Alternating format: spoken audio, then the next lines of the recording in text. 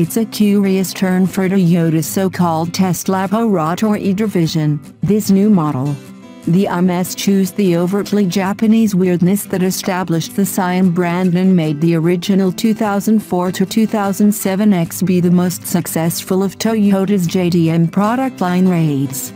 This conventional four-door hatchback with its factory-supplied body kit and metallic chartreuse paint seems like something Toyota developed during the import tuner craze and only found parked in a garage in Torrance, California, after the company began planning its move to Texas.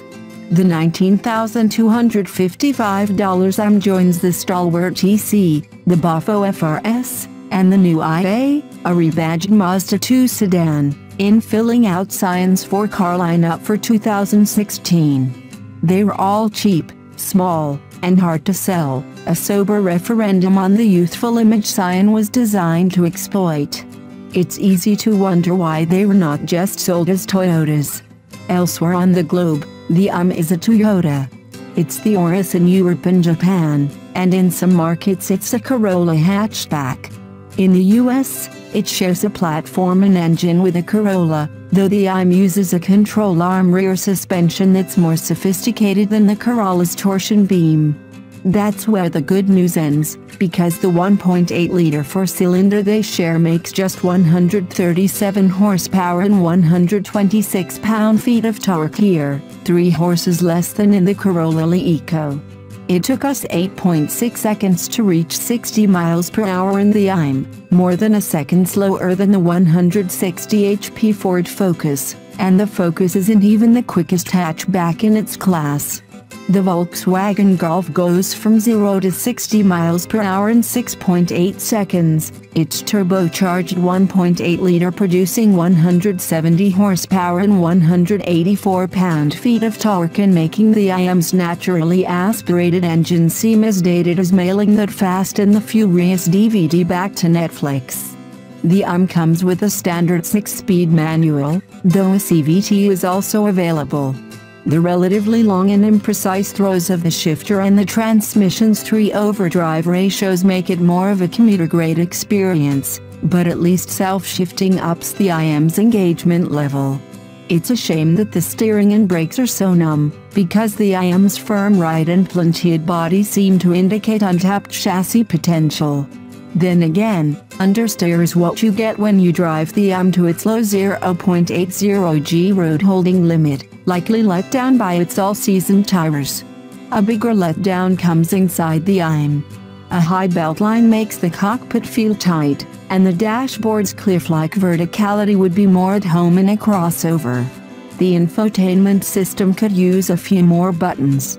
Cargo space trails the Focuses and the Golfs, not because they were that much larger than the but because both competitors are wider and taller. Scion uses coarse fabric on the door trim and elsewhere in the which looks shabby and can't possibly wear well. And the plastics are plainly retrograde compared with class leaders such as the Mazda 3 and Golf. Indeed, the enters a hatchback pack that is more competitive than at any time since its 1980s heyday. Those heady times brought us such cash-intensive marketing experiments as General Motors' Geo brand, a dumping ground for the same sorts of cars Scion is trying to sell. For the record, GM finally gave up in 1997 and replaced the Geo badges with Chevy ones.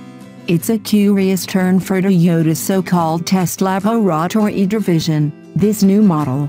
The eschews the overtly Japanese weirdness that established the Scion brand and made the original 2004 to 2007 XB the most successful of Toyota's JDM product line raids.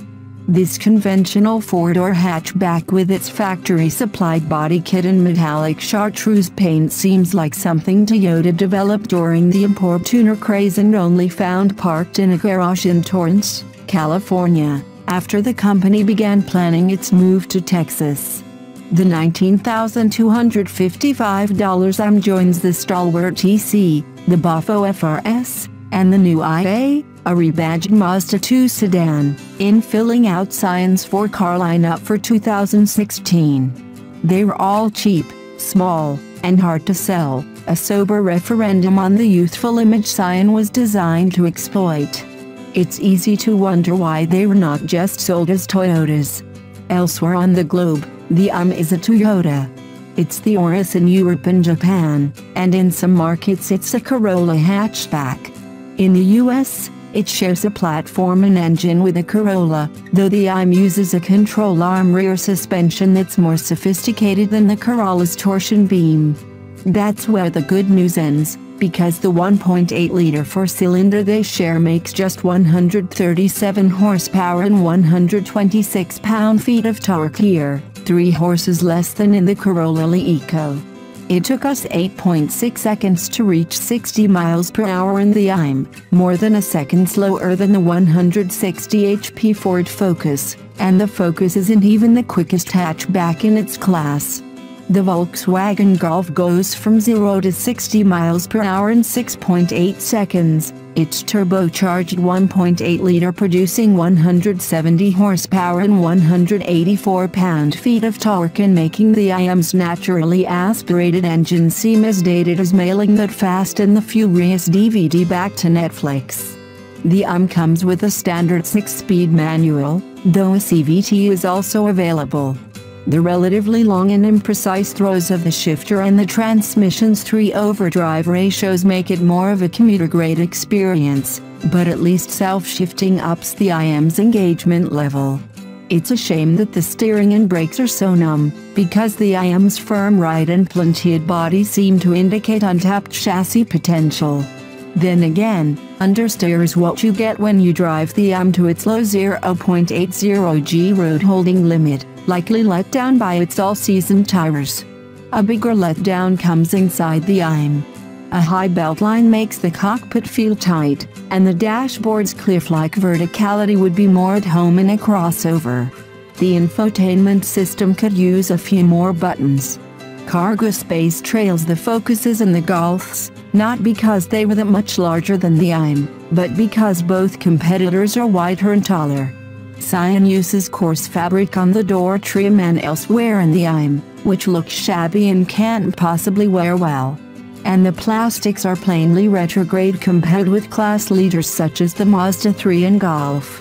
Indeed, the enters a hatchback pack that is more competitive than at any time since its 1980s heyday.